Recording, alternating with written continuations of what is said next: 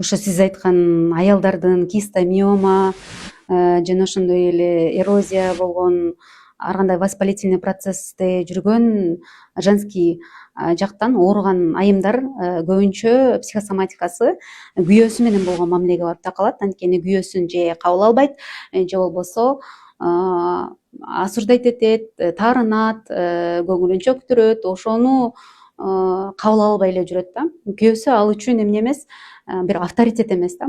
Анан ошол себептен ошону кабыл албай жүрө турган болсоңуз, анда эртең гинекологко барасыз, кичине бир калыпка келе турган кылып дарыланасыз дагы, анан кайра эле баягы оору кайталана берет. Ошол себептен ушул бүт ошол женский жакка байланган оорулардын баардыгы күйөөңүзгө байланган.